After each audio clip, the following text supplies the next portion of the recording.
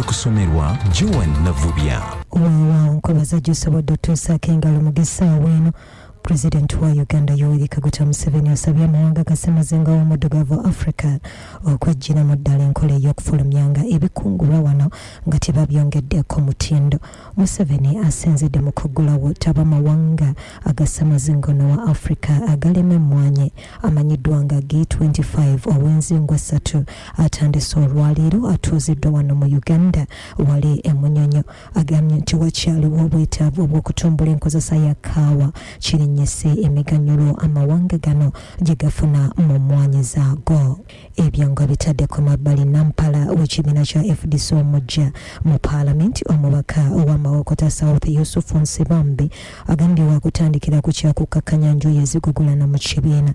Ono asekedde Ssemujju Nganda agobeddwa mu yafeesi eno Dewo Waswa alina ebikira ku bino. Nakajjalo ndewe kuba Nampala babaka ba FDC mu Parliament y'omwezi gw'okumi Yusufu Nsibambi nga mubaka w'Amawokota South ategezezza nga batagenda kuganya muntu yenna mu FDC okuzanyira ku kibiina kyabwe n'agamba nti kibatwalidde ebbanga ddene nga bazimba ekibiina kino okulaba omuntu yenna ng'avaayo okukizanyirako nkwagala okukisuula tagenda kukiwa mwaganya. Ono abadde ayogerako eri abamawulire olunaku olwaleero wano ku Parliament n'ategeeza nga ogumu ku mulimu gwagenda osookerako kwe kulaba nti atabaganya enjuyi ebbiri zibeere nga zisobola okukkaanya ku bintu ebisobola otwala ekibiina kyabwe mu maaso. Wabula ye Ssemujju Nganda nga yabadde Nampala w'ababaka ba FDC mu Parliament ategeezezza nga okumugoba bwe butakola makulu. Jala kuyozaayoza Amuriati ne Nandala olw'okubanga bakizudde nti babaka ba Parliament be balina Ssemujju abafukidde ekizibu. N'olwekyo okufuna emirembe Ssemujju balina kumugandika kati si yakulira FDC mu Parliament. Naye kati ziweze ndowooza wiiki 3 ababaka ba Parliament bwe basinkana Amuriati nga nange kwendi yagamba ababaka ba FDC ndi Ssemujju ayogera nnyo mu abalabisanga abatalina kyemukola nga kimuluma ate nga sisobola kulekerawo okwogera. Obuvunaanyizibwa bwalina mu Parliament obukulu bwa kukiikirira abantu b'ekira actually emenyeka nnyo okolamu ebintu ebirala. Kakati kambasabire mu nkolagana yaabwe empya ne Museveni etambule bulungi. Kuba BTFM Nzeddewo Waswa wano mu kibuga Kampala. Ekibiina kya DP kisabye gavumenti eramula kuneseewo amateeka agafuga entambula y'oku mazzi nga bwe yabaga amateeka agafuga entambula endala gamba ng'ey'enguudo ey'okulekalokosa ey'omu bbanga.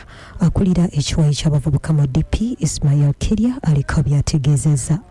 Oba abasaabaze ku nnyanja bagwira ddala mu katyabaga lwakuba nti eryaso liba litiise nnyo ate n'embeera y'oku mazzi bwetabuka olw'okuba nti litiise nnyo kwe kulaba nti tusobola okufuna obubenje nga buno. Kale twagala okusaba poliisi ya Uganda tusongere ddala amaanyi mu kutambuza abantu ku mazzi kubanga tuli kulabira ddala nti abo bonna abasaabaza abantu ku mazzi tebeefiirayo olw'okuba nti nammwe amateeka mwagavaako mwadda kubasolozaamu kasente.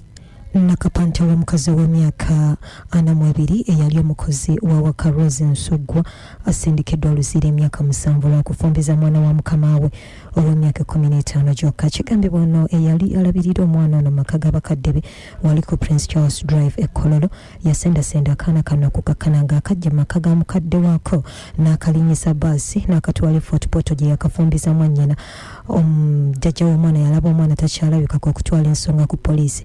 Omukazi ono kwekubira muganda we nti omwana bamuwenja kwe kumuwa emitwalo 3 n'amusuula ku kkubo e Fort Portal. Omwana yalina essimu ya kitaawe kwekubira kitaawe eyamukima e Fort ne batwala ensonga embuga. Omuzi Richard Wejuli wabwire yamukalize bwe gabadde agessaawa eno oliko BTFM. Ago ge gabadde amawulire ku 96.3 BTFM gakutusiddwako DFCU Bank.